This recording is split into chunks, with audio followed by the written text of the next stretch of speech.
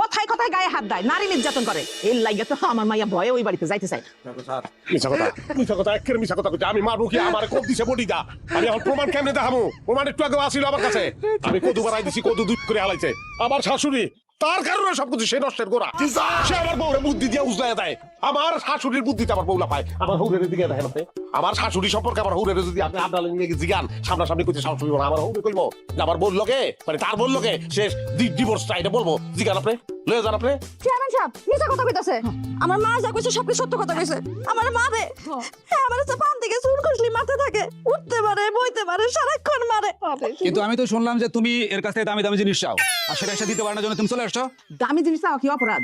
আরে বউ তার স্বামীর কাছ থেকে চাইবে, এইটাই তো স্বাভাবিক। হ্যাঁ, সে তো মনে করেন কাপড়ও দিতে পারে না, ভালো স্যান্ডেলও দিতে পারে না, যা একটু হাউস করে চাই সেটা দিতে পারে না, এমনকি ভালো খাওয়ানো দিতে পারে না। তার কাছে আমার মেয়ে থাকবো কেমনে?